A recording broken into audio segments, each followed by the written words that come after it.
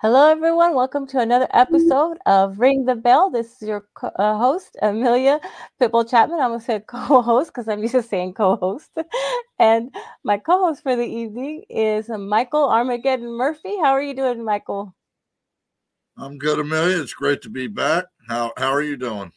Good. And of course, we have Angelo Mad Dog. That's me. He's going to be also on the show tonight. But if you can call him Mad Dog, but y'all better leave both of these guys alone because I am going to be the pit bull and I'm going to. Right, exactly. We're going to be speaking tonight about Chris Benoit, murder, suicide, but I think it's murder. It was brought to us by popular demand to talk on that subject tonight. What do you think about that, Michael? Yes, definitely. From what I've read and looked into the case of it, definitely murder without a doubt. I don't think it was a murder-suicide whatsoever. Yeah, I think so too, because like you said, there's a lot of interesting twists and turns, a lot of questions people have brought up about this, and I think I'm going to say murder as well. What about you, Angela? What do you think? Oh, boy, it's a loaded question. I just start off with the easy one, right? I have a kind of an interesting viewpoint. First of all, a murder did take place, but I don't believe for 1 minute that it was a murder-suicide. I have taken the position for the last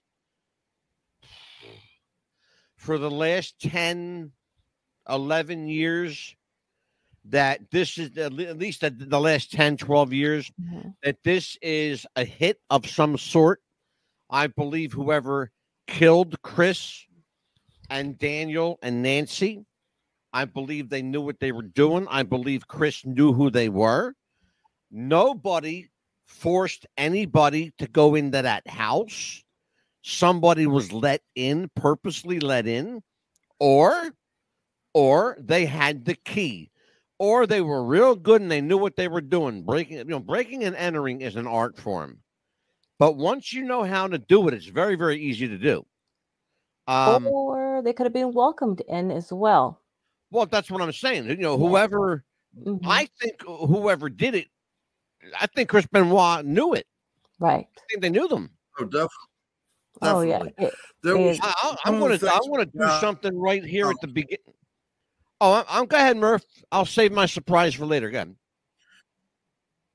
Okay, well, one of the things that was found was, and from what I've gathered from the evidence that we've read and looked over, there was no forced entry, which means they didn't have to force their way in, which tells me that they either knew the person or, it was a close friend, someone. It was someone they knew. Right. Yeah. Oh, for sure. In this case, it's been talked about for it's 18 years. Can you believe it? And we're still talking about this case because I said that, Murph and I talked about this, Amelia, before you joined us this evening. And we were talking about this. I said, people are talking about the Kennedy assassination 61 years later. Correct. We're going to be talking about the Benoit case 30, 40 years from now. Oh, absolutely. Until it's solved, at least. Unless someone on their deathbed says, I'm the guy that did it. If somebody doesn't say that, you're looking at Lee Harvey Oswald all over again. Oh, yes. Because I don't think he did it either. On the other hand, how many mobsters on their deathbed have claimed to be the one to kill Jimmy Hoffa? About 5 we know of. Right. No, I'm not. And they're not, and they're probably going to keep them. I'm being totally serious. About 5 that we know of claimed that they killed Hoffa. Jeez. And I'm not talking about like 5 nobodies. I'm talking about 5 high-ranking people said that they killed Jimmy Hoffa. One guy, Michael Franchese, claims to know where Hoffa's body was and how they did it. But then again, so does Johnny Russo. Right. He's another guy who says he knows how Hoffa died and where his body went and and where it was transported. But everybody who thinks they know is going to say they think they know. Right. Okay. Yeah. Here's the thing, though. They're not going to say I think. They're going to say this is what happened. Wrong as they may be. We don't do that here. That's not what we do here. We can speculate all day long. And if we find the conclusion, we say it. And if we don't find the conclusion, guess what? It's just speculation. Correct. Yep. But at least it's going to be educated speculation because we do our homework here. All right. And if you show photos, we're going to be looking at those photos with every little thing we can. Even we're going to get the microscope, everything we can to even look at those photos, every little inch of it. We're going to do everything we can to be as fair and complete and honest and transparent as we possibly can. Remember, there's a lot of information out there. I mean, there's so much information about the Benoit case. Yes. You have to really kind of put your waiter boots on and walk through the muck and mire and piles of shit to sort out the truth from the caca. Right. You know? Yeah. Mike Murphy and I know because we've already done this already. A couple of times, in fact. We've looked into this. And we've gone up and down, backwards, sideways, front to back. And every time, and I've said this before, every time we walk or jump down that rabbit hole, it gets deeper and dirtier. Yeah, I've even, I saw the shows. Mike, you know what? Sorry, Amelia, but Mike, he triggered a question. You've said that before, and I've heard that before. What is it about this case that won't go away? Why does it just keep getting dirtier and more convoluted? What is it? Explain to me. What is it about this, Crispin? Are we that passionate, or do we want to be the one to solve it? Or both? Well, I think what it was is when this happened back in 2007, right? It was on. It came out. Everybody was up in arms about, oh, he couldn't have done this. He couldn't have done that. Did he do it? Didn't he do it? Well, how long was the investigation? That kind of thing. And most people figured, well, this will go away in a month or two. Well, here it is 18 years later. And we're still talking years later. Yeah, exactly. We're still talking about it. And we're still talking about it. Yeah. And the reason we're still talking about it is because something in this case isn't right. Something That's about the bottom line. Just doesn't make sense. That's the bottom line. It doesn't make sense. It's too convoluted. It's too complex. Here's the biggest thing, though, Mike. I think you'll agree. It's too contradictory. Yes. But here's the thing, Amelia. And if you've read, and I'm sure you have, I know you've got a stack of papers like this in front of you. Right.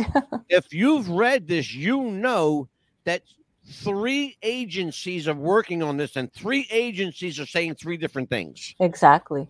You've got the Georgia Bureau of Investigation. You've got the Fayette County, Georgia Sheriff Department saying something else. Then you've got individual investigators, learned people, right, saying something completely different. But those people are leaning toward us, the investigators, the private detectives, the armchair detectives. But I'm talking about the professionals that are getting paid for this. Believe it or not, you guys, they're leaning more toward our way of thinking. They say the same thing that I said today. Somebody wanted to put a nice little bow on this, put it back on the shelf, and hope nobody would notice that the package was opened. Exactly. You understand, Murphy, when I said that to you earlier? See, Angelo, that's the problem right there. Okay, he did it. He came home, or he did it. He killed him. Roid rage, yada, yada, yada. End of story. No, I'm sorry. That's too neat. It's too clean, and it's too easy. There are too many unanswered questions. Amelia. Yes. How long Try to remember back, because I'm going to ask, and I know that Murphy knows the answer. How long did the Chris Benoit case make the news when it happened? How long did it make the news? From what I remember, as soon as I think after, for me, I remember hearing it as soon as it happened a few hours later. No, but how long did it? What I'm getting at is, how long did the news cover it?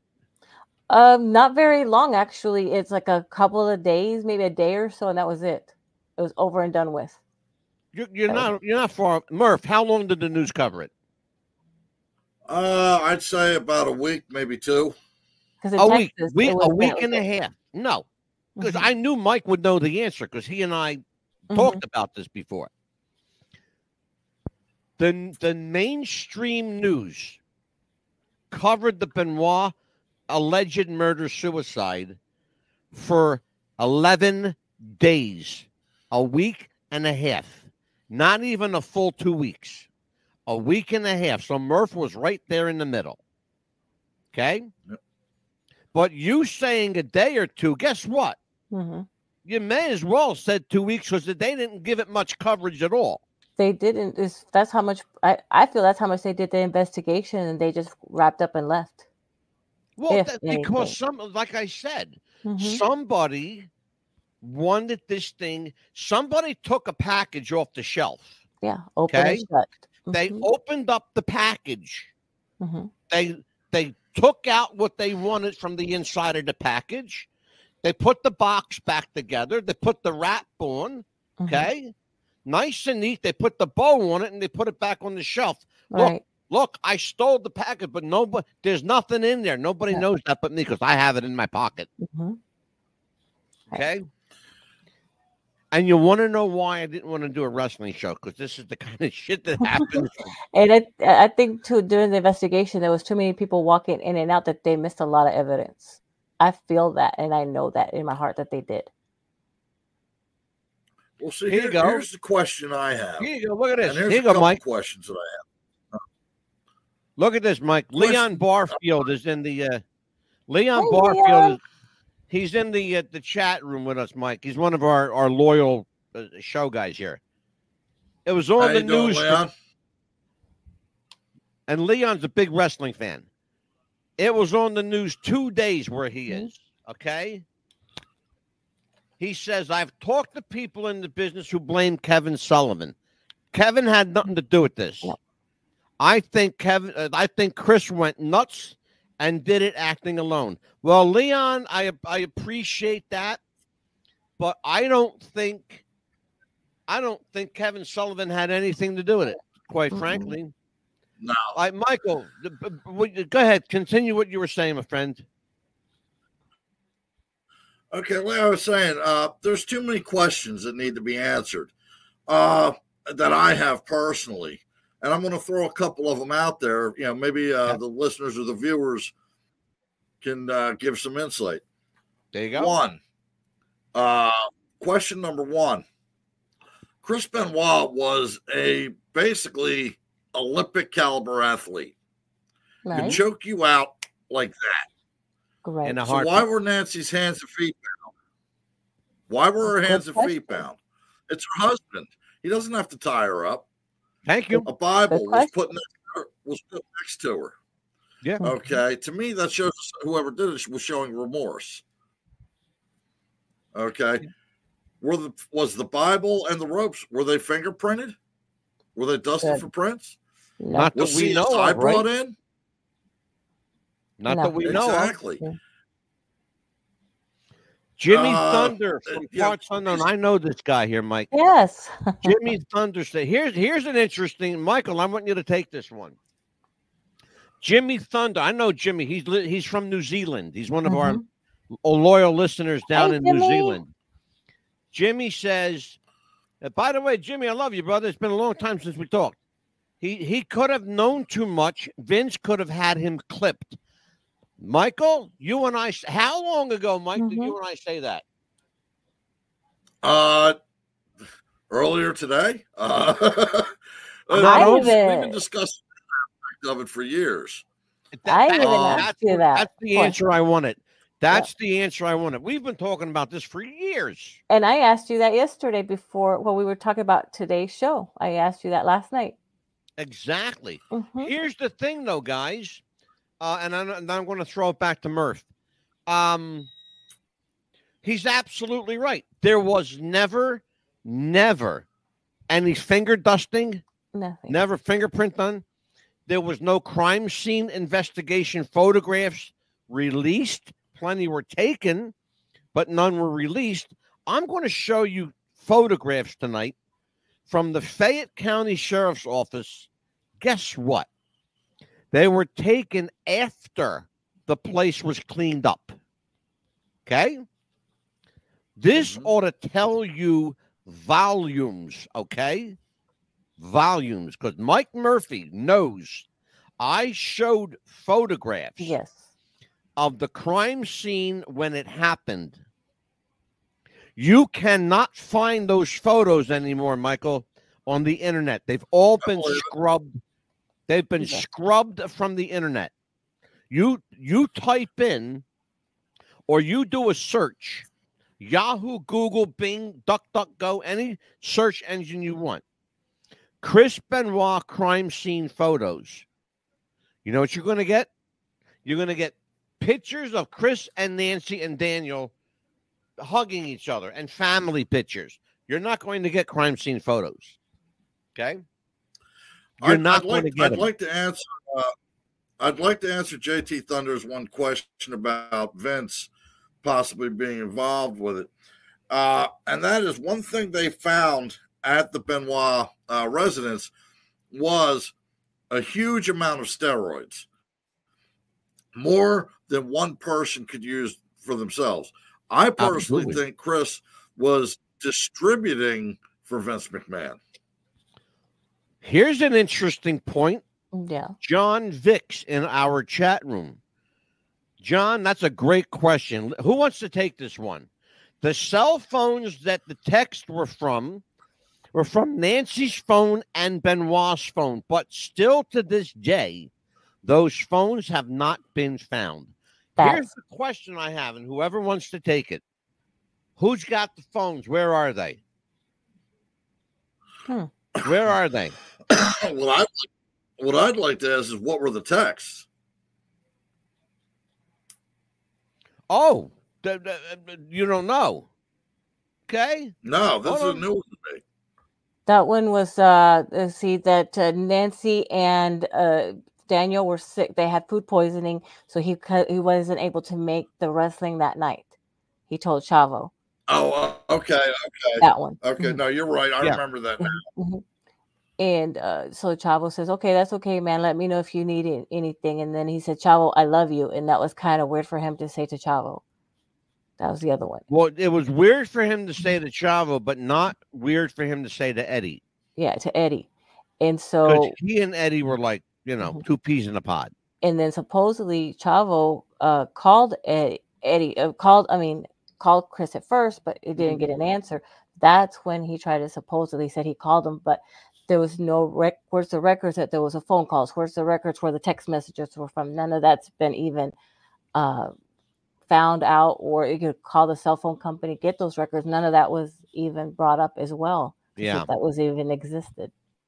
That's all. I'm going to handle the chat room tonight. Our new friend Dazzy Too Jazzy, Michael. I want you to take this one.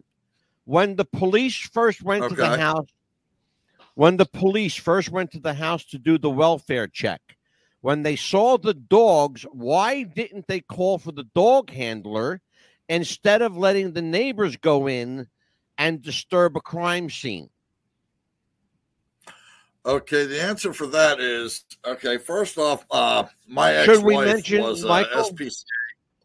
Michael, should we mention Jim Bob and Billy Bob? And No. My ex-wife was an SPCA dog handler, and she would go to like the fighting rings and pick up animals and stuff. Reason they probably let the neighbor in to handle the animals is because, first off, the sheriffs are in uniform. They don't know the dogs.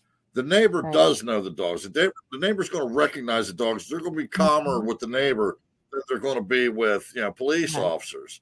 So, and if they were outside, I don't think there was too much evidence outside that could have been disturbed.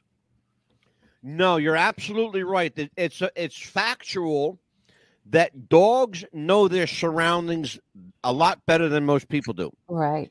Dogs are less aggressive with neighbors than they are with strangers. A dog handler walking into that situation would have been very aggressive. Yes. Because here's the thought process of the dog. You're disturbing my turf. This is my, I piss here. You don't. Right. Right. Exactly. Exactly. And Murphy's absolutely right. Go ahead, Amelia. No, Again, I'm going to handle my job tonight here is going to be simple. I'm going to handle the commercials. I'm going to handle the chat room. And speaking of commercials, yes, we are up against our first break. We'll be right back after this, folks.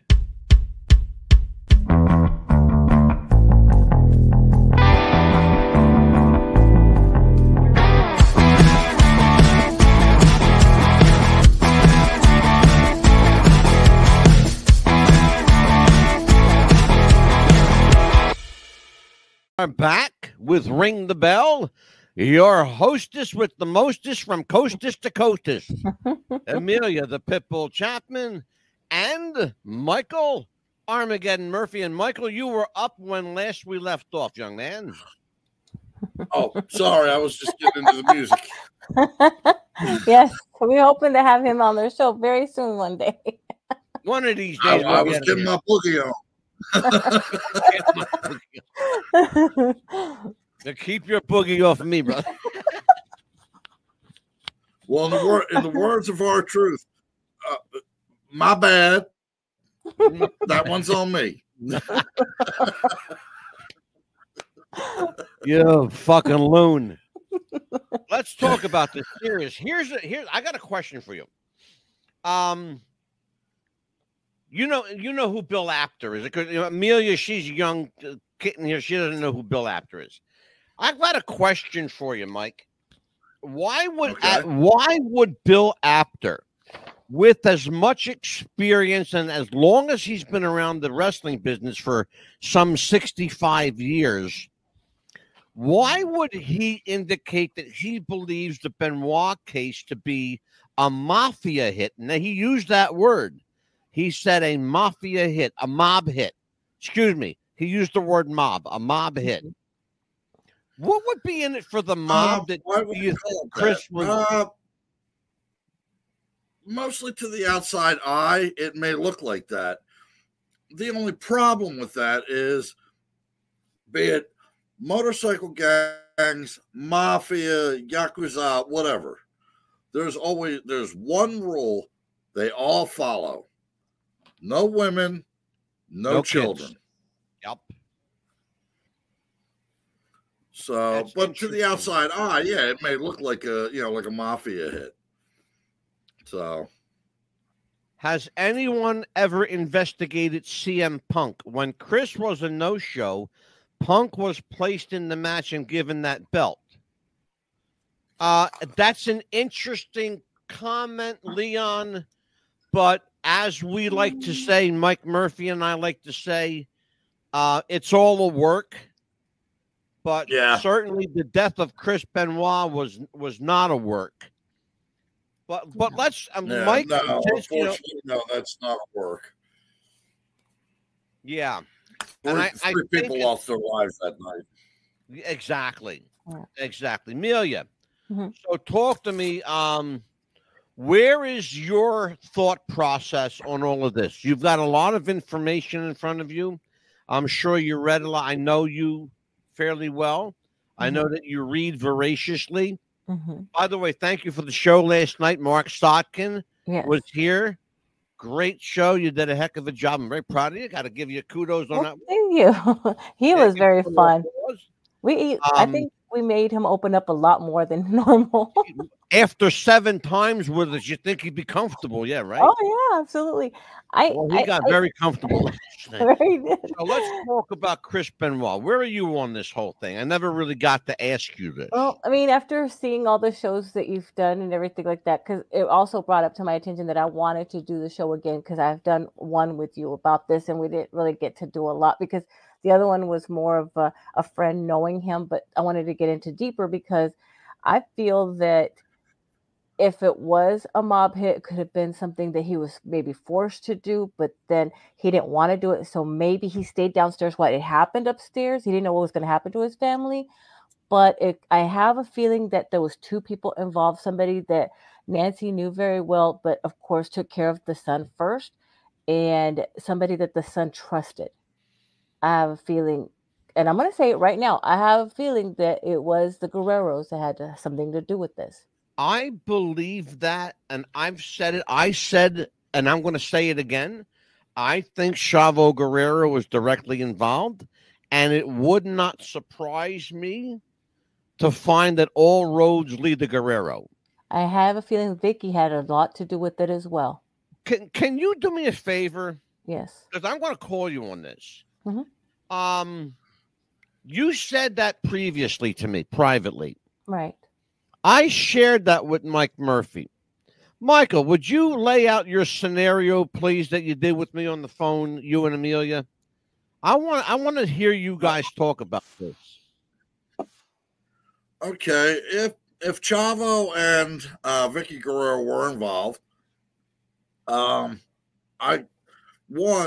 going to the house, the Guerrero family and the Benoit family, very close. Seeing as how Eddie and Chris traveled together, worked out together, had matches together, they became very close. In the wrestling business, you build up very, very close friendships. There's still some guys that I used to work with and fight with in the ring that I'm still very close to. Sure. It was also rumored that maybe Eddie and Chris had a relationship that was more than friendship. Mm-hmm. A bromance, if you will. Yeah. Mm-hmm. And I think, first off, if Eddie or if Chavo and Vicky went to the house, well, they were close to the family, so of course they're going to be let in. Absolutely. In a family like the Guerreros, where there was a lot of lucha libre, okay, they were lucha libre wrestlers, high flying stunts. That is taken. The lucha libre style of wrestling in Mexico is taken very seriously. It's almost like the Super Bowl soccer. It's almost religious. Very serious. Very serious. To have a wrestler come that's well known in WWE and the lucha libre circles, if it were to be known that he was having a bromance, if you will, that would bring dishonor to the Guerrero family. Just like if a lucha libre wrestler loses his mask, that's a dishonor. Oh yeah, absolutely. Here's the thing, though, Mike. Is it possible? Here's the, and I'm sorry to interrupt, Mike, but here's the thing that people need to understand: when you're on the road 300 plus days a year, and you're rooming with the same people all the time, you build up very close relationships. Yes. We know that Chris and Eddie used to sit on the floor every night after the matches and pray.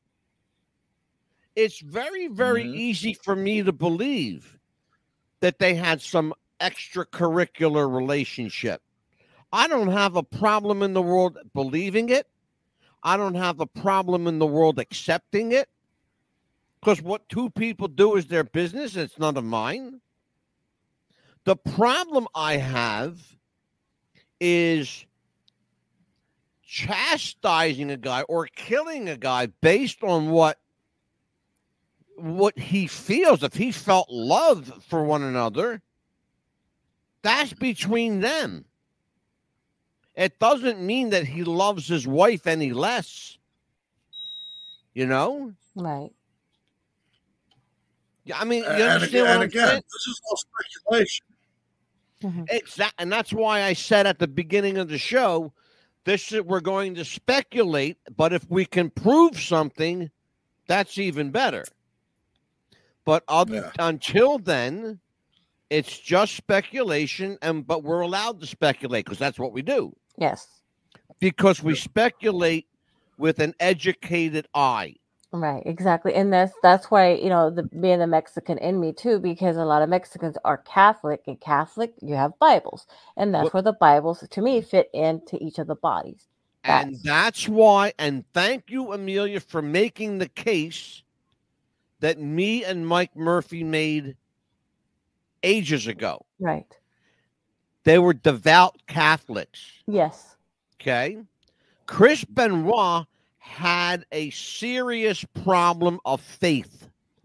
The reason he trusted and loved Eddie Guerrero so much is because he admired Eddie's belief in God and faith in Jesus. Okay? You're going to see documents tonight that prove that Chris Benoit told his pastor that he was losing faith in God, that he felt conflicted. Right. Because he was reading materials about Elijah, the prophet Elijah, the Islam prophet. Elijah Muhammad is the prophet of Islam. I got no problem in the world with the prophet of Islam, Elijah Muhammad. No problem at all. It's your religion. Worship the way you want. Right. It's not mine, but hey, I'm not going to knock you for doing what you're doing. You may not believe in Jesus, but guess what? Doesn't mean I have to stop believing in Jesus. Absolutely. All right, I'll shut up now. Go ahead, Murph. No. But just really quickly, though, if you do lose your faith or want to find your way again, we have the Pastor Steve, the Rowdy Rev, that you can always turn to. I want to give him a little spotlight. Holy shit. Look at this, Murphy. Murphy. Look at this. Yeah, boy. Read that, Amelia. What's it say? I have my glasses. Faz Gooner, whoever you are, welcome. You're a first timer here, I could tell, because I've never seen a Faz Gooner here before, but I like the name, so stay with it and keep coming back. The video game SmackDown vs. Raw 2007 was Chris Benoit's final game. In the game storyline, they make Chris disappear for a week. What? And The Undertaker in the game predicts Chris's fate and his family. Interesting, is it not? That to me is more than coincidental. That's a little more than coincidental. What do you say? Yeah, especially when did they create that game? Or am I making too much of it, Murph? Not at all. Well, for one thing I know, if something like, I think that's coincidence. I think that might be coincidence, because if something like that were to happen, I believe Mark Calloway would have said something to it. You would think so, yeah. Yeah. Amelia, where you stand on that one? Well, it depends. I mean, if the game usually takes a year or so to make, doesn't it, for it to come out or so? All right, let's talk about this one, since somebody brought up the Kevin Sullivan angle. During the mid-'90s, when Benoit was married, Sullivan booked a wrestling angle with Benoit where in the storyline he started an affair with Nancy. But the on-screen romance developed into a full-screen, off-ring romance between Nancy and Chris. So, we're going to talk about this because I got a serious question here. Serious, straight shoot question. They fell into a real life romance, and the two eventually divorced their respective spouses and got together as a couple, which is ironic, being that Nancy Benoit's ex-husband Sullivan booked the original wrestling angle. So let's take that one first. Okay, Murph, you and I have talked about this angle ad nauseum. Okay. Well, from what I remember of it, Kevin Sullivan was doing the booking at the time and a lot of the writing. Yep. And again, like you said, he wrote an angle where Nancy, or woman, was head of, I believe it was called the Corporation. Yeah. And they wanted to bring Chris Benoit into the Corporation. Mm-hmm. And like you, I mean, and I've seen it happen in wrestling where you travel together. You know, you've got to keep kayfabe going when you leave the arena. So they walk out together and all. They travel together. Yeah. Something like that happening. Okay, not really, to me, not really surprising. It was said that Kevin Sullivan, after all this, did say to Chris Benoit, one of these days you're going to pay for what you did. But now I think there was already, before these two had come together in the storyline, I think there was already trouble in the Sullivan marriage. Oh, there was big trouble, brother. Let me tell you something. There was big trouble in River City. Mm-hmm. Here's the thing. Yeah, she was looking to get out. Yeah. Oh, God, yeah. Here, listen to the rest of the story. Nancy Benoit eventually left wrestling, but Chris continued to make progress in his career. He eventually won a world title in WCW. By the way, it was Kevin Sullivan that put the title on him. Then he left for WWE in 2000. Around that time, Nancy and Chris got married and had their son, Daniel. Chris's career continued to ascend during that time in WWE, as he eventually won the world title at WrestleMania 20. Here's the question.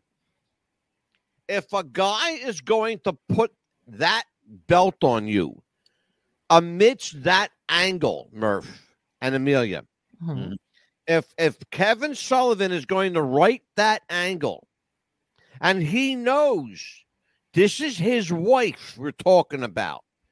She went by the name Robin Green at the time, woman. Remember? Yes, I remember woman. Okay, Robin Green, woman.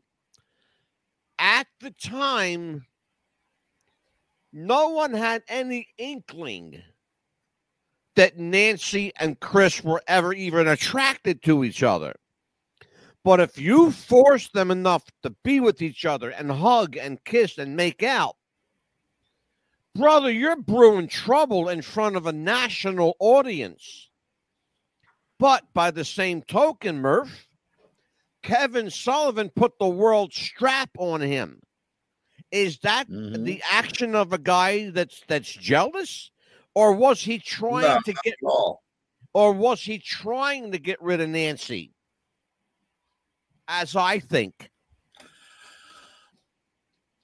Yeah, I think maybe it was, because like I said, there was already trouble in paradise going on there. Yeah, I mean, it's crazy. Here's another interesting point, Murph, from the chat room. The year before in the game, it was Eddie in the game. The same game. A year before, it was Eddie. Right. Oh, my goodness. Eddie was in the game. Right? Wow. Here's another one, dedicated to the grind. One thing I read is that still makes me question everything is where Benoit's body was found. Thank you for saying that, because I have a problem with that. You're going to see a picture of Chris Benoit deceased. And I will tell you, ladies and gentlemen, he is not on a weight machine. He is dead in bed. And this is from the Fayette County Sheriff's Department Coroner's Office. Supposedly, police changed their statement several times about where they found him. You're absolutely right, and we have the documents tonight to prove it. So, dedicated to the grind, you must have been spying on me today. God bless you, because everything you said is absolutely on target, on point. You're going to see it tonight. Mm-hmm. So, either you guys want to question that one? You want to take a stab at it? Amelia, you take this one. Take it, Mil. Okay. Let's see. Let me put my glasses back on so I can read that again. Let's see. Go ahead. Keep your glasses on if you need to. Okay. Yeah, I believe the same thing, that the police did change their mind, because like a lot of people say that, where his body was found was where the weight machine, but then a lot of people say, well, bedroom. Okay. But the pictures show a lot of different stuff. So who are we to believe that the body was not moved? Well, that's a point that's come up before. Mm-hmm. That's a point that's come up before, and you would think it would garner an answer. But guess what? Right. All it did was spark more questions. Mm-hmm. Right. That's the problem, Mike Murphy, Armageddon. That's the problem, Michael. Right. Go ahead, Murphy. I have a question. I have a question concerning this. Mm-hmm. Chris was very in love with Nancy. Yeah. Correct? Yes, sir. If you're going to do a murder-suicide, one, you're not going to hang yourself. You're going to, if she's already in bed and you're going to do something, wouldn't it make more sense to take a bunch of sleeping pills, wash it down with a glass of whiskey, and then lay down next to the woman you love? Wouldn't that make sense? It makes sense to me. Yeah. Here's the problem that nobody knows until now. Because, again, this show is called The New Evidence.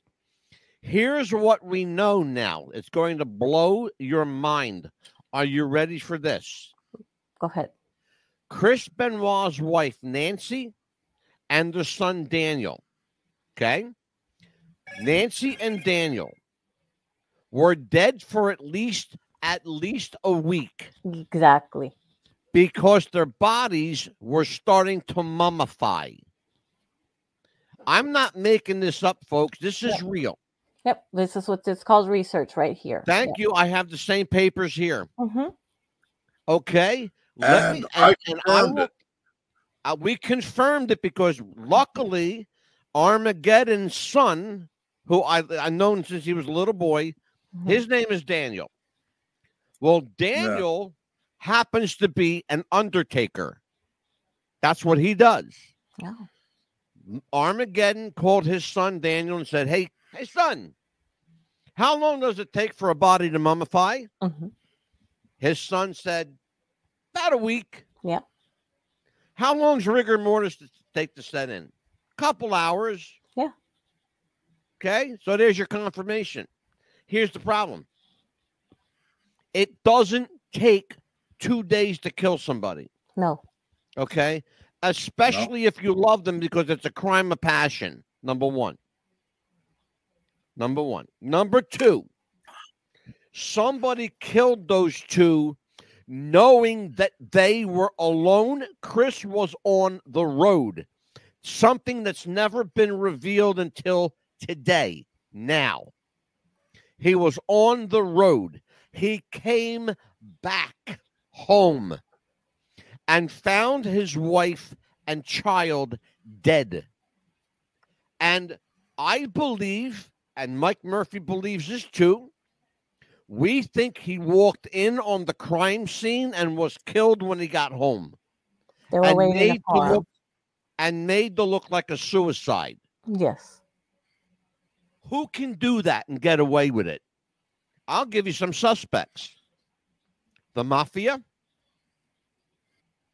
a powerful guy with a lot of money in Stamford, Connecticut, a police organization can get away with that. Who else can get away with it? Somebody who knows you can get away with it. Exactly. Michael Murphy, take it. Yes, sir. Take this question. Murph. Here we go. Take this question. I got a question for you. Here you go. Oh, here you go. Janice G has a very interesting thought, Mike. Maybe he found out his son wasn't his. No. How about this? None like Biz. Yeah, he does. Yeah. Yeah, he does look a lot like him. Nunya Biz says the video of him talking about receiving hundreds of pills was directed at Nancy, I believe. You're absolutely right. They were both in criminal trouble for drugs. You're absolutely right about that. Nancy Benoit was being summoned and subpoenaed and sued by the state of Georgia. Also, simultaneously, she was being sued by Delta Airlines for trafficking in what did they say? It was some sort of a contraband. Contraband. But she did it more than once. So it was considered trafficking. The state of Georgia was investigating her for Ponzi scheme crimes, financial crimes. She was trying to sucker people out of money, a lot of it. Here's what I believe, and I've said this before, but I'm going to be very specific, and then you guys can have at it. I think Chris Benoit was in trouble. I think that he didn't know how much trouble he was really in. I don't think he knew how much trouble his wife was really in. Okay? Why take out the little boy, especially when he was sleeping?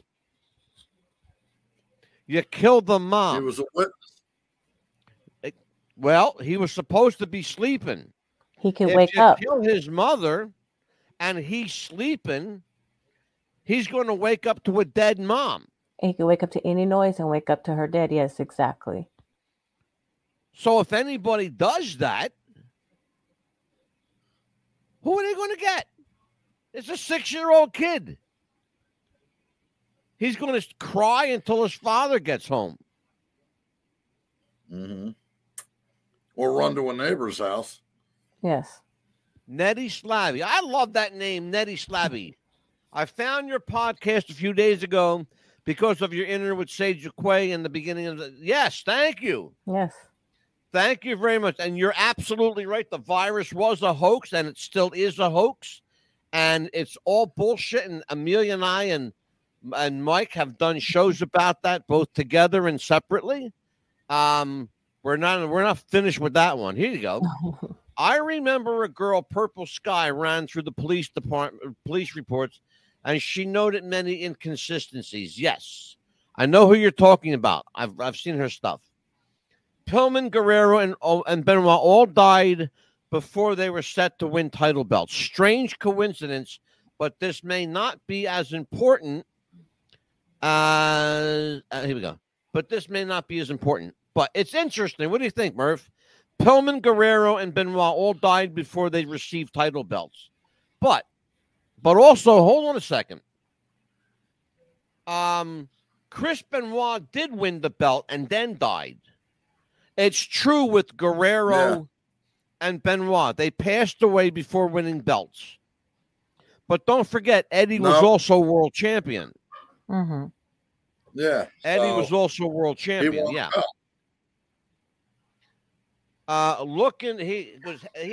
Ganesh says, look into human sacrifice of the occult. Mac Miller was found dead in a praying position too, like supposedly Chris was in bed and not hanging. You're going to see a picture, a very interesting picture. It's Chris Benoit after life in the deceased state. He's not hanging as police say he was on a weight machine. Michael Murphy and I already blew that theory out the window. That never happened, folks. No. That never happened. You could forget the weight machine. Michael and I already blew that one out the water. That didn't happen. Your posts about Elvis, John Bonet, and Hollywood clones were interesting. And the one about Paul McCartney in the book about I know them. So do I. Marianne and Ann Walsh. Good people. I like them too. They're good. And I haven't seen them in a long time. If you see them, tell them to get their asses back to What's the Buzz. Right. Isn't CM Punk and Kevin have the same birthday? I don't know. That's an interesting question. Amelia, do you know that answer? Not that I know of, but it would be interesting. Mike Murphy, here's one for you. Dedicated to the Grind says, hey, by the way, the most important fact is if Benoit had a brain of an 80-year-old guy with Alzheimer's, how would he text all of those messages to Chavo? Whole thing doesn't make sense. Dedicated to the Grind, Murphy and I have been talking about that for years. Not for days, not for weeks, not even for months. We've been talking about this for 10, 12 years, okay? And it ain't going away. No. Okay, no, Lord Nikon. No. I like this one. Who would be the first time that the mob killed a wrestler? Yes, Dino Bravo. Here's the thing interesting about Dino Bravo.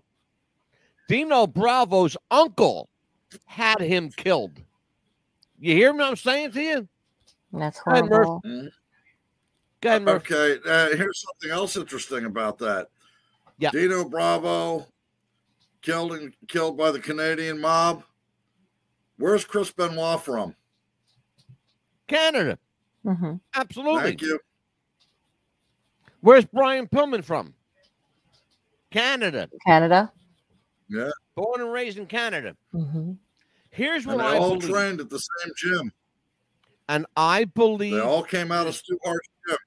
No one will ever convince me. No one will ever convince me that this was a murder-suicide. It was a murder, all right. It was a mob hit. Absolutely. I believe it was a mob hit. Somebody knew his schedule. They knew when he was leaving. They knew when he was coming back, and they waited for him to come back.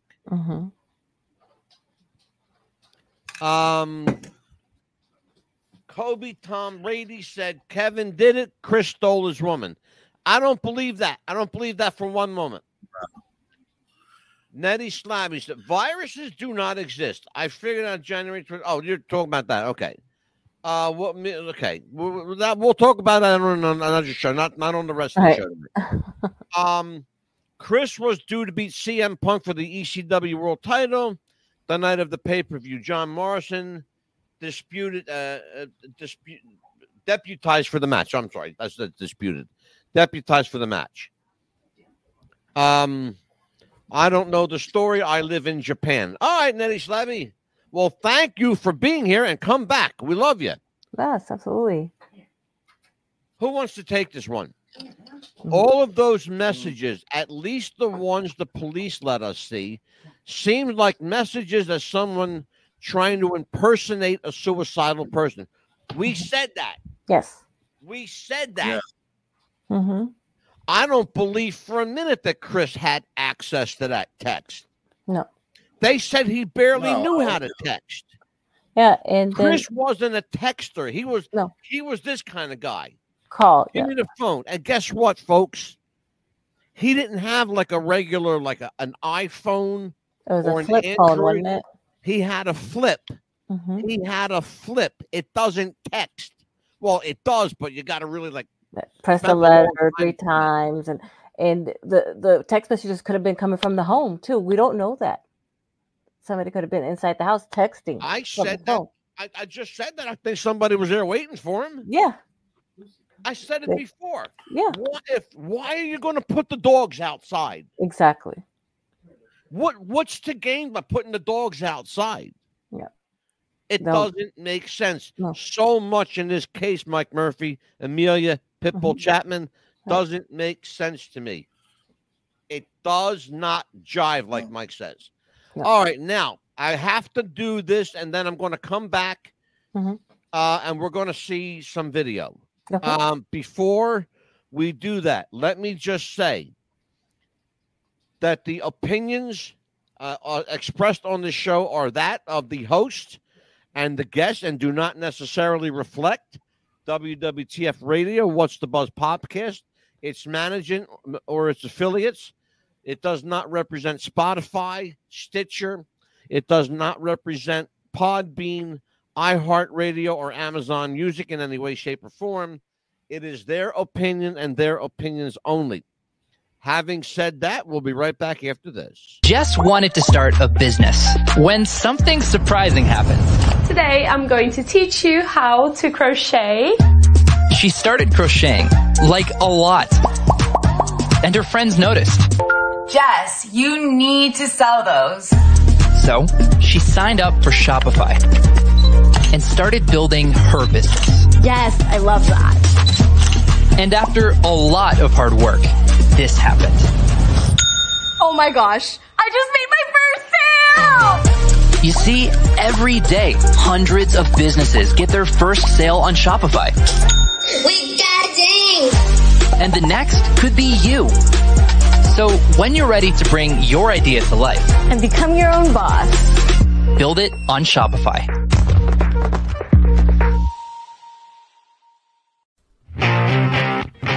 Do you have sweaty balls or volleyball netty balls? It's time to make them ready balls. The Manscaped.com Lawnmower 3.0 will do the job and clean your knob with its patented no-nick head, so your head will function as desired. Enter promo code Wrestling Future for a generous 20% discount. That's enter Wrestling Future for a 20% discount. Manscaped.com and Wrestling with the Future, going balls to the walls with Manscaped.com and the Lawnmower 3.0. Your balls will thank you, and so will we.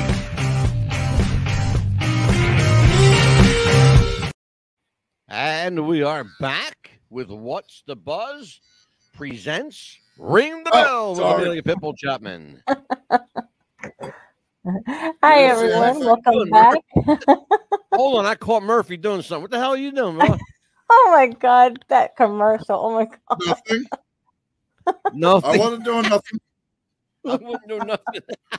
Hey, we're not on there. Nothing. Don't do that right now. Do that in your privacy in your bathroom now. Funny. All right. Well, we have to take a look here at some video. Yes. So, here we go. Before we do that, let me get the Matt Baxter. Yes. Matthew Baxter, as an ex-law enforcement officer. By the way, Mr. Baxter, Mr. Armageddon, Mike Murphy, his brother is a retired police detective, right, Michael? No, he was a retired lieutenant with the state police. State police. Mm-hmm. I'm sorry, state police. Mm-hmm. Let me remind you all, law officers do not and are not obligated to tell the public the truth. Huh. Oh, let me read that again. Law enforcement officers are not obligated to tell the truth? Really? So cops can get away with fucking lying, them pieces of shit? Really? Wow. No wonder we fucking hate cops. Jesus. Wow. Well, you know what? I gotta. I have. Hold on a minute. Wait. Hold on a minute. Hold on a minute. Hold on. I gotta give Matthew Baxter kudos. I'm going to tell you why. Because that law enforcement officer told the truth. Exactly what I was going to say. He told the truth. Pat on the back. You can stay now, Mr. Baxter. You can stay. He ought to be a guest on our show. You know what? That's a great idea. Buzz? We should have Mr. Baxter as a guest sometime. That's not a bad idea. All right, so I have to do this, folks. It's a little graphic. Yes. In some spots, it's a little graphic. So if you're a weak stomach, I would recommend not watching this next part. Yeah. Well, you may want to consider. Yeah. Let's take a look. All right, we're going to go over some of this here. This is, of course, you see the first photo here is Chris Benoit. It says, "I'm your poppy." I'm your poppy. Standing next to Chris Benoit is Chavo Guerrero. All right. Standing to the other side of Chris Benoit is Paul Levesque, Hunter Hearst Helmsley. You're looking at a bunch of very somber men, but look at the face on Chris Benoit. He is visibly far more upset than everyone else in that picture, including including Eddie Guerrero's uncle, Chavo Guerrero. Next picture. Everyone was led to believe that Chris Benoit's office was a mess. I want you to look at that, Mike Murphy. It says police photo. That photo came from the Fayette County Sheriff's Department. That office doesn't look like a mess to me. It looks like it's in pristine shape. Agreed. Yeah, like a just regular, normal, workable office. Exactly. It's a workable office. It's exactly what it is. This is the same room where the office is. It's on the other side. Okay? It's, you know how a house has like that A-frame, they build an attic? Yes. That's what they did there. They put a bedroom and an office upstairs. This is Chris and Nancy. I don't know if you can see this real well, Murph and Amelia, but Chris Benoit has a pretty nice shiner on his left eye. Yeah, and on his lip, some kind of. Well, yeah, he was punched in the face and punched in the mouth. But I don't know if it happened in a wrestling match or a fight at home, but you can clearly see that Chris has got a shiner and a busted lip. This photo was at Eddie Guerrero's funeral. There's Eddie and Chris celebrating Benoit's win. This is where the rubber meets the road, folks. Family secrets. A son's mystery. A son's health mystery. A rocky marriage. A looming drug scandal inside the wrestler's troubled world. Chris Benoit. Let's see what else happened up here. Okay. Again, this is a police crime photo. The television, you can see the television in the background was left on. That's a pool table, billiard table there. There's a bunch of stuff on it. It looks like, scattered whatever. But if you look at the floor and the surroundings, it looks like a pretty sloppy room. It may be a rec room. It may be a kid's room. But clearly it's a mess. Yeah. Also, you can see a sneaker on the floor there. Let's see next here. All right. I call this the many faces of the Benoit family. You look at Nancy Benoit, there's Daniel. There's Nancy, Daniel, and Chris. And again, that same picture of Chris and Nancy on the bottom. They look like a very happy, normal family. But looks can be deceiving as we the world of wrestling.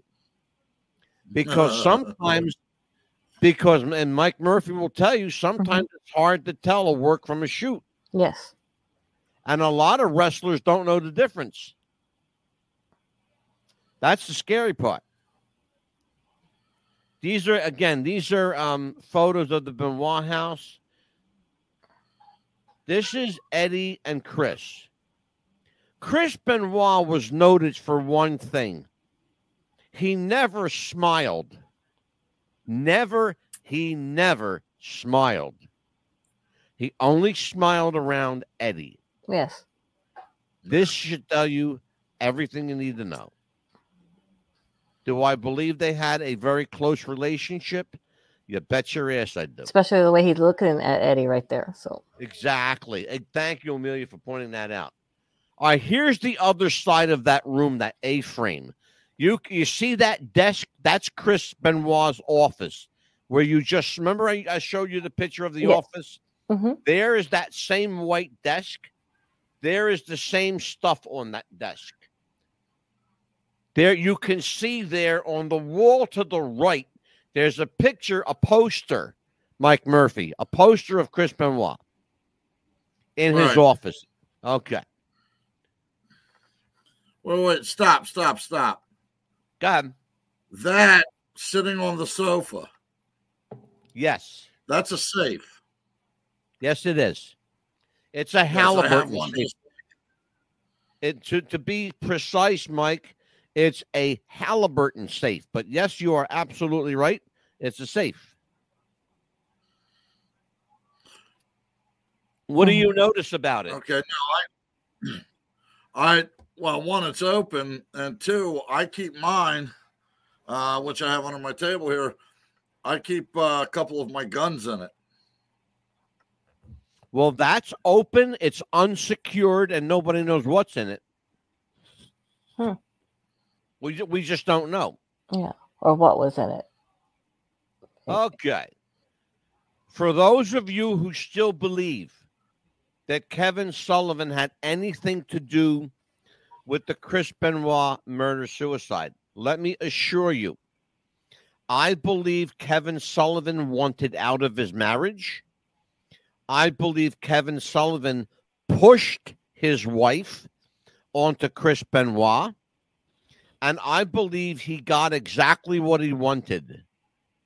On top of that, he made Chris Benoit the world heavyweight champion. So you can speculate all you want. I don't believe for 1 minute that Kevin Sullivan had anything to do with the death of Chris Benoit. Here you go. This is Chris Benoit's autopsy. It's hard to read, but let me tell you what's on it. Okay. Okay. Cause of death, blunt force trauma. It doesn't say anything, Mike Murphy, about hanging, suffocation, strangulation. It doesn't say anything about that. It says blunt force trauma to the head. Amelia, what do you got? Well, that just takes suicide right off the table right there. Somebody hit him from the back of the head with something, either it could have been something from that case or something. That's why that case was open. Let's do this, Murph. Can you hear me now? Yeah, whatever was in that safe. Can you hear me now? Whatever was in that safe, they could have used that as a weapon or a bat from. That's the point we're making. Yes, exactly. Mm-hmm. That's the point we're making. Murphy and I have been talking about this for years. Mm-hmm. Okay, let's play doctor for a minute. On the right slide, the purple slide, is a healthy brain tissue. Okay, you see how the membrane, they're called particulate membranes. All right. Look at the left and look at the right. Different shape, different size, different color. Mm-hmm. You're looking at what people say is the brain of an 85-year-old guy with Alzheimer's. Okay? Look at that. Chris Benoit's brain. Look at a healthy brain. I don't know if that had anything to do with it. We can speculate as to whether brain damage was, in fact, a causation here. But I still don't think that, and I'm not a doctor, but I tell you what I'm looking at looks like a guy with a lot of problems psychologically, but more so it looks like a guy with depression. It looks like a guy fighting depression, because you're going to see the next, here you go. There's the slide right there. Neurofibrillary tangles, NFTs, like those seen below, have been found in patients suffering cognitive and intellectual dysfunction, including major depression. Similar NFTs were found in Chris Benoit. Did wrestling cause his death? Mike Murphy, take that one, please. No, absolutely not. Tell me why. Absolutely not. I don't think wrestling caused his death. I would be very surprised. Amelia, what's your take? I don't think so either, because I mean, don't you have to pass a physical to still continue wrestling? And that would be a part of that as well. Not in all states. But for the WWE, right? Don't Only you have to have? state athletic commission. Here's the question we asked today, Murph. Nettie Slabby in the chat room. How can anyone get away with anything except for people above the law? With all the cameras in public, cell phone cameras, TV too.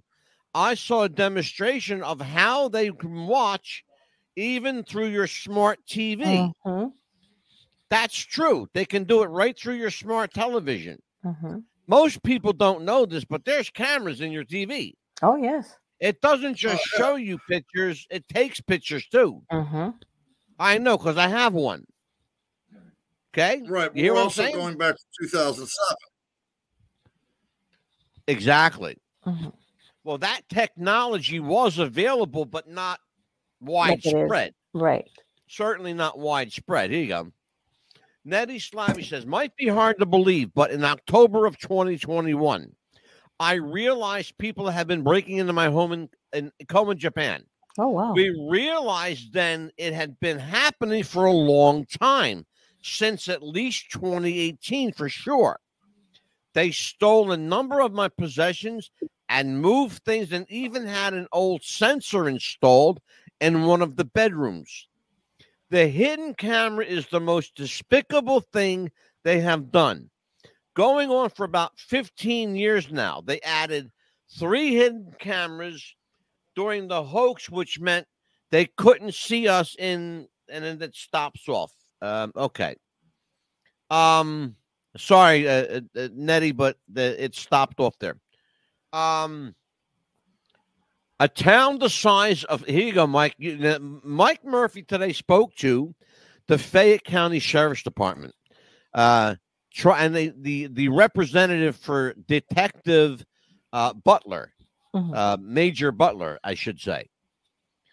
Major E. Butler. No, it was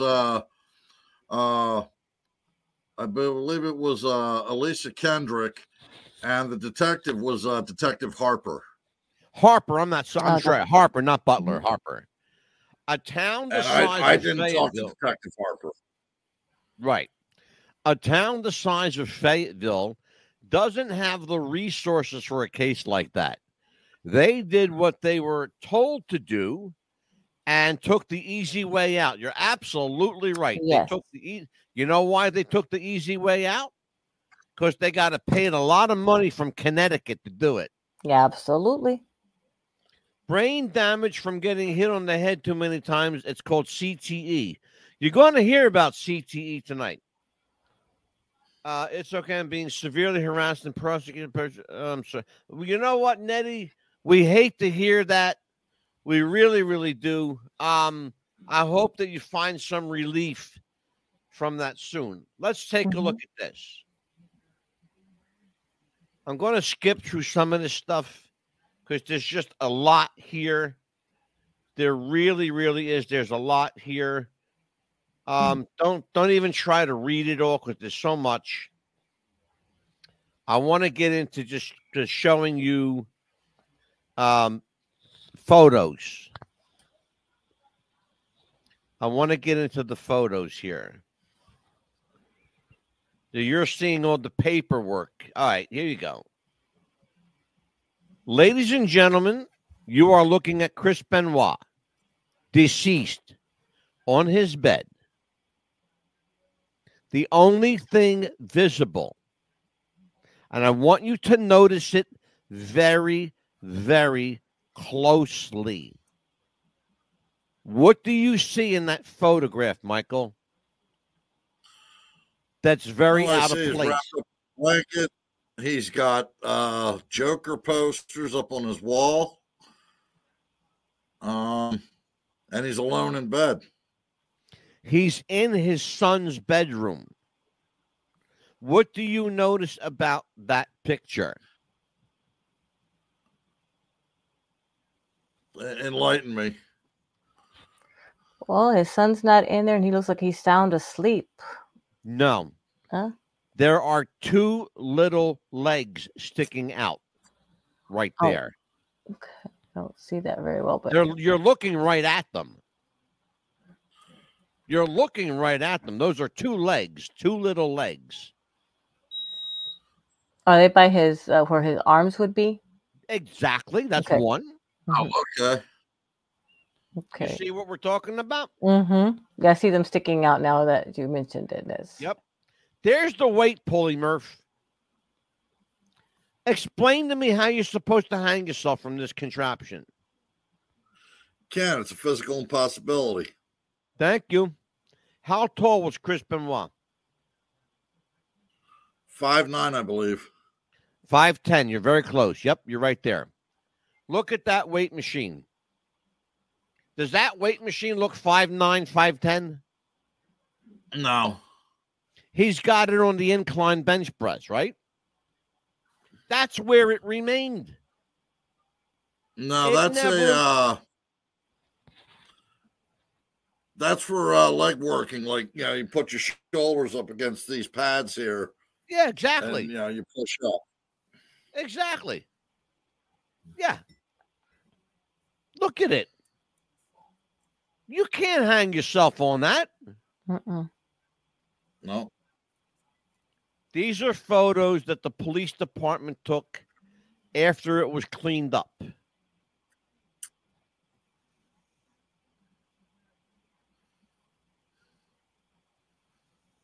There's nothing obviously out of place. If you're looking for evidence, wouldn't you have moved all that paper? That looks pretty made to me. Yeah. This is Nancy Benoit. She had a... Say again, Murph? One thing I noticed about the picture of the computer. Yeah. Computer was still on. Wouldn't they have confiscated that to go through it? You would think they would, but as they pointed out in the chat room, it's a small police department with very few resources, and they just wanted to put a bow on this thing and be done with it. And if it was me, I would have gone through all that paperwork, opened that FedEx thing to see what was in it. They wanted the easy way out. You got to remember something. Mm-hmm. This is a wealthy, wealthy community. It's the first murder they ever in the history of that town ever had. Never had a murder. It was a gated community. He had a $700,000 house. Everyone who lived near him had money. Well, get me on the case. I would have opened everything I could in that house and found out what I could have. When they want something to go away, it's going to go away. This is Nancy Benoit's doll room. This is Nancy Benoit's doll room. Yeah. This is her doll room. If you'll notice, they're all, you see, they're all Barbie dolls. Yeah. It's all even like the costume, the dress costume on the wall is a Barbie costume. It's a Barbie doll costume. And there is the 40-pound weight in question. Okay. Now, Murph, we said 2 40-pound weights. Are you going to tell me that 40-pound weight, that 2 40-pound weights killed this guy? I don't believe it. I don't buy it. It never happened that way. No, I don't think so. Okay, we're going to go back to the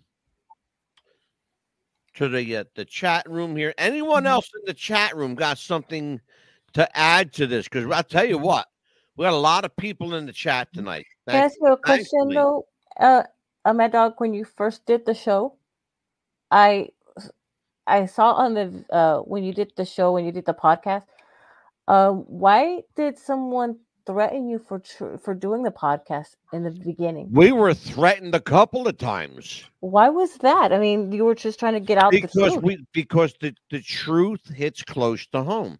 Mike Murphy was on that show with me. Mm-hmm. We were getting, we had a guy on that show, Ricky O.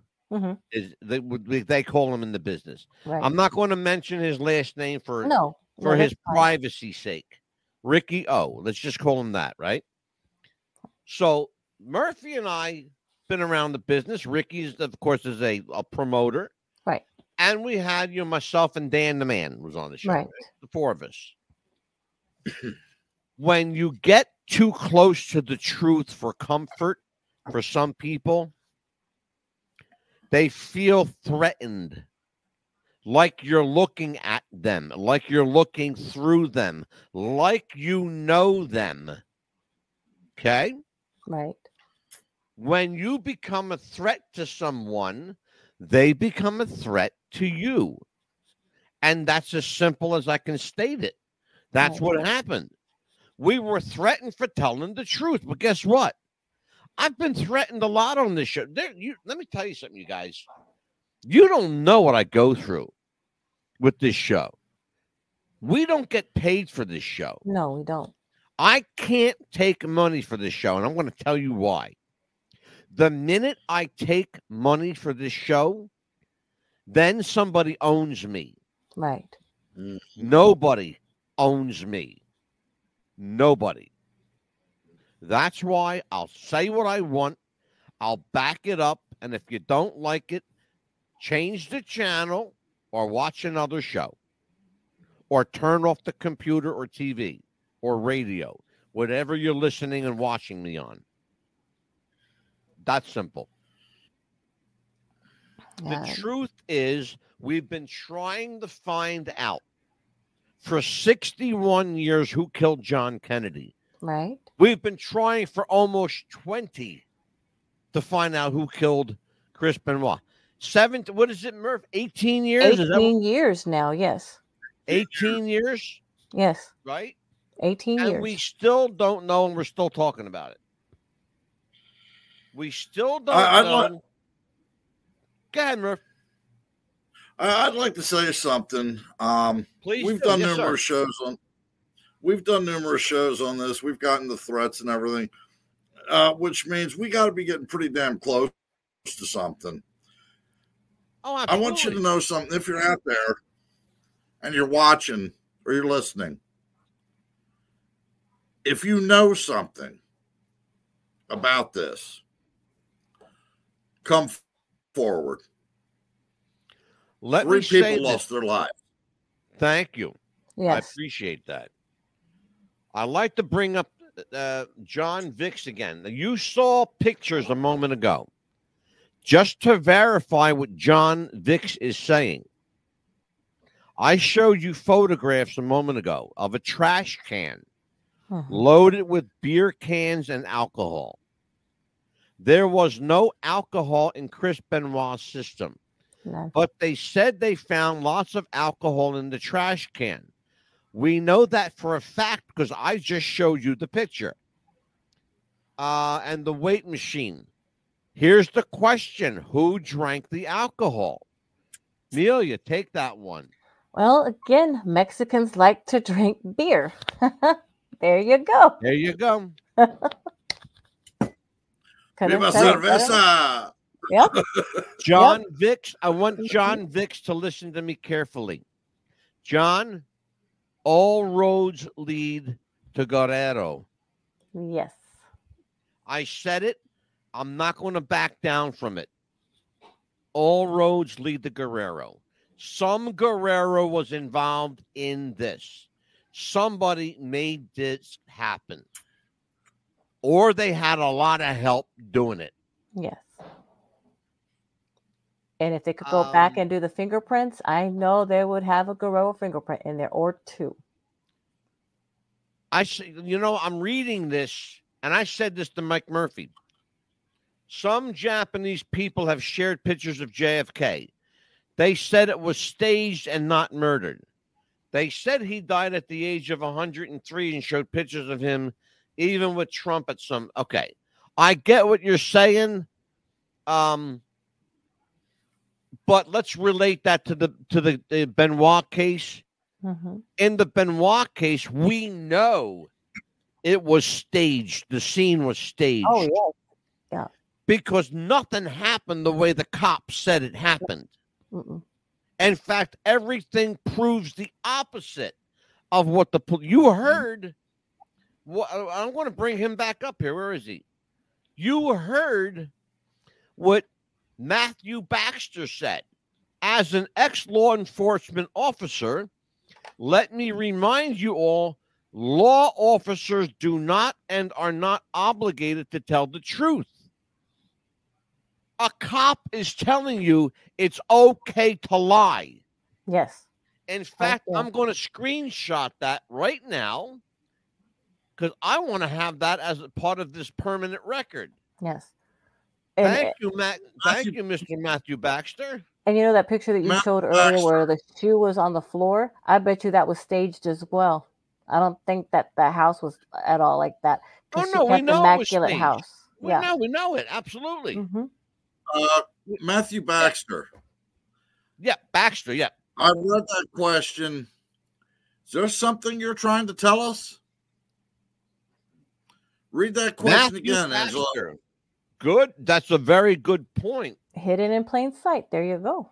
Mr. Baxter, would you like to say something? You got something you want to say about this? Dedicated to the Grind has nailed it. And he says he is saying what we have been saying for years. Vince knows for sure what happened. Dark Side of the Ring already exposed. Vince has been acting as wrestling mafia boss since the 90s. Oh, yeah.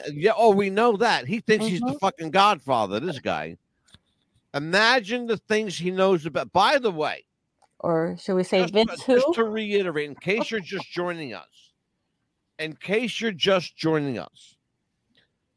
Vince McMahon's life is about to go from bad to worse to holy fuck. Holy crap. Okay? It's about to go, pardon the pun, folks, but it's about to go into the shitter. Yeah. As if you will. Into the shitter, if you will. Or should we say Vince who? After we... I said, if you will. But I will tell you that incidentally, Brock Lesnar is now being pulled into this in a very profound way, as is John Laurinaitis, as are a yet to be presented former UFC champion.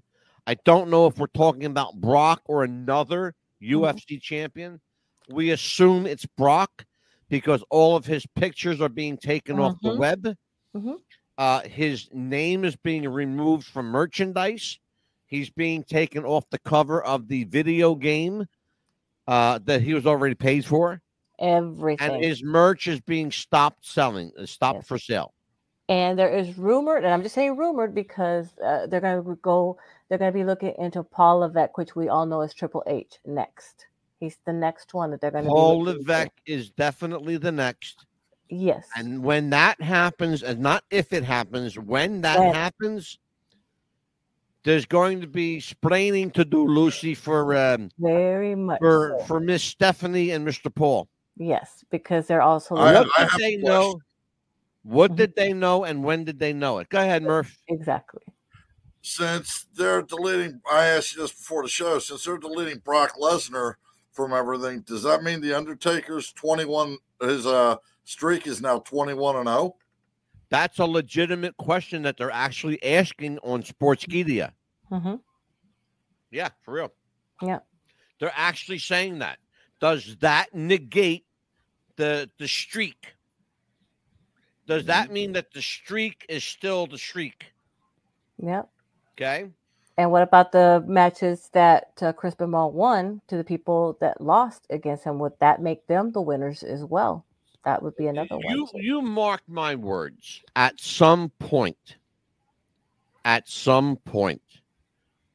because Vince McMahon is no longer there. Right. I promise you, Chris Benoit will be in the Hall of Fame.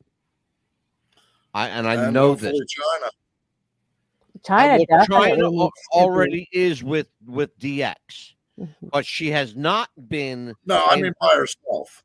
Yeah, as a solo. Yes, I was just about to say that. She has been inducted with DX, but not as a single. but she will. I can assure you she will. Even though she did porn, but so did Sonny, Tammy Sitch. So did X-Pac. He's in. And in fact, he's in twice. Yeah, but she held her own though against all the male wrestlers, and I well, very not even. It's not. No. We're not talking about work, Amelia. Yeah. We're not. That's a work. We're not talking about work. We're talking about real shoot life, real life. Okay. I'll tell you what. I saw Tammy Stitch's porn, and it's great if you're on a diet. All right. I know what he means by that. Yeah, and well, anyway, getting back to like the Chris Benoit case and everything like that we were talking about. I know that that Mad Dog wasn't allowed. Well, it hasn't shown a lot of the pictures that we had seen before, but the pictures that he was. Can I tell you why? Sure. There's a very simple reason. If I show the pictures that I want to show, it's going to open up more questions than answers, and I don't want to open up that rabbit hole just yet. Right. Here we go. The occult. They do this to spread negativity. Benoit was loved. Mac Miller was loved. Tupac was loved. The only ones more powerful than the police is the elite, the evil rich. Well, this is possible. I still contend it was the mafia. Macho Man's name might be brought up again if they start talking to Stephanie. Well, maybe not. We already know it's no secret. Yes, I'll say it. Macho Man had an affair with Stephanie McMahon. 18 years old, Stephanie McMahon. We know this. No. It's no secret. Oh, yeah, brother. Oh, yeah. And she was a good piece of ass, brother. By the way, what do you get when you cross a Bermuda onion and a donkey? Piece of ass that'll bring tears to your eyes. I love this man. The telltale signs of the dark, deep state, occult Illuminati is foreshadowing an event before it happens, as they did with Benoit. Well, yeah, you're kind of right there, but I think it's much more basic than that. I think they were telling Chris, straighten up and fly right, or you're not going to fly at all. Exactly. And I think that's exactly what they did. Well, Amelia, I got one more commercial break, and then you're going to have to tell everybody to go home. Okay. All right. We are going to do this public service. And let's see here. Oh, by the way. Yes. We're getting cups made, folks. Oh, yes. Well, I got two cups to show you. I want your opinion. Tell me which ones you like best.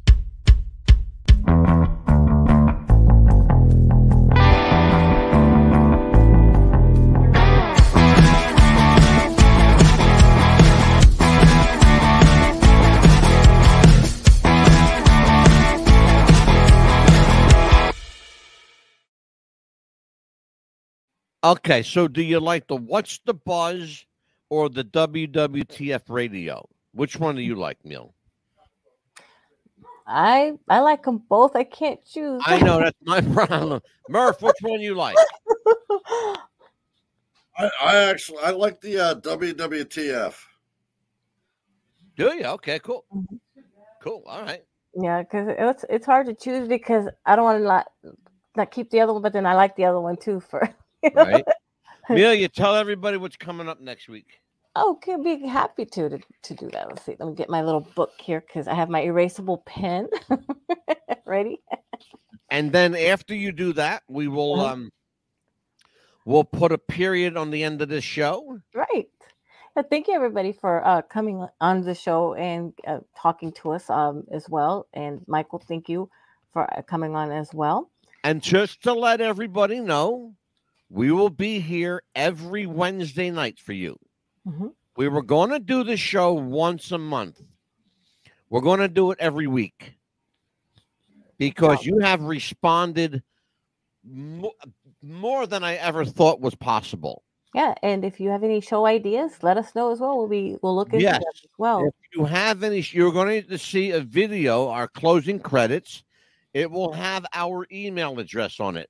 What's the Buzz Popcast at gmail.com. If you've got show ideas, suggestions, anything of a creative nature, if you'd like to be on the show, if you want to come on here with us and talk about Chris Benoit, let us know.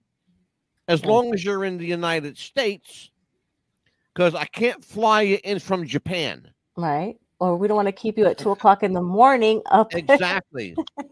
Like our poor friend Michael Paré was in Denmark at 2 a.m. and think, oh my God, this poor guy's he's got to get some sleep. And he's like, I'm sorry, guys, but it's like 2:30 in the morning and I have to get some sleep. Yeah, we will have actor Michael Paré on. But go ahead, Amelia. Tell everybody what's happening. Oh, no, that's fine. On February the 12th, we're going to have Todd Lautenberg and his beautiful wife, Dolana Opava. Yep. They are comedians from here in Florida. I just don't know exactly where here in Florida. So I might be. I don't think he knows because he's a little goofy in the head. But I like him. And we're returning guest Ronnie Marmo on February the 13th. Ronnie Marmo. I love this guy. Great actor. Oh, yeah. He's an amazing stage actor, television, film. He's been around a long time. Good stuff. And if also from General Hospital as well, from a soap opera that I used to watch. Yes, I used to watch soap opera. I woke up at 1:19 a.m. Oh, my God. Did I keep you up? Oh, no. It's 10:30 in the morning in Japan, folks. Oh, my goodness. In case you're keeping tabs, we'll remember that. Morning. It's 10:30 a.m. in Japan. Breakfast time. I like sushi for breakfast. Oh, yeah. And we're going to have them again, Todd and Jolana, again on the 19th. 19th, yes, absolutely. We're going to have them as returning guest. And then on the 20th, we're going to have Life After Death, The Evidence. So absolutely. The Rowdy Rev back. The Rowdy Rev will be with us. Mr. Murphy, you got anything to promote? Where can people get a hold of you when they want to talk wrestling? They want to talk wrestling with me. They can find me on Facebook under Michael Murphy. Look for the gray-haired guy on a chopper. Yeah. He's going to be changing to Michael Armageddon Murphy. I'm still healing up, going to physical therapy and trying to take care of myself. It's 9:36 a.m. in Malaysia. Oh my goodness! Ganesh is from. The whole world is represented tonight. Is it cold over there in Malaysia? Wait a minute. Here's what we got in our chat room tonight: Japan, Malaysia, New Zealand, Australia, the United States, Canada, represented in the chat room tonight. That's major. That is remarkable, you guys. Thank you so much. I told people you're not going to. Hey, New Zealand. Oh, yeah, I said New Zealand. Absolutely, for sure. Yeah, absolutely. I just want to know if they're watching us in New Zealand. I just want to know if they're watching us from the Shire. I don't know what that is. You're going to have to enlighten. That is a Lord of the Rings reference. It's where the movie was filmed. Oh, from the Shire. We're the little people, Frodo and his buddies. Yes. Oh, yeah. I think they filmed it in. I think that you can actually visit the Shire, if I'm not mistaken. I think you got a response. Yes, is that right, Murph? Yes. They're giving tours. Oh, I know it. I know the Shire. Wow. Yep. Well, I'll tell you what. Japan has been cold the last few days. Yeah, I want Ganesh and Nettie Slabby and dedicated to the grind. I want you to know I so appreciate you being here. Thank you. Thank you for being here. Thank you, everyone. Join us every week, every Wednesday at 7 p.m. Eastern, 4 Pacific and Central, 10:30 in Malaysia. or in Japan. But I don't know what time in China. I haven't been there yet. But you can still listen to us as well on the radio. Just to let find your local stations anytime. WWTF Radio. We are on Amazon Music, Spotify, Stitcher, Pandora. We are on Audible.com. Yes. We are on, as I said, Podbean, Spotify, iHeartRadio. Oh God, what was the other one? Amazon as well. You can find Amazon, Apple Music. That was the one I was trying. Apple Music. Yes. Apple Music. Yeah, we're everywhere, you guys. I mean, we are all over the world. It was surprised our guests the past couple of nights they didn't realize that we had this big an audience. Yeah. I thought Lacey J. Dalton was going to fall off her chair. I want to thank every one of you guys for being here, for listening as well. Thank you guys so much. And thank you. Subscribe to us, folks. Yes, please. Join us each and every week on America's Best Podcast, What's the Buzz, and for Michael Armageddon Murphy, for Amelia the Pitbull Chapman, take us home. I am Angelo the Mad Dog DeCipio. It's time to take it home. Take it home.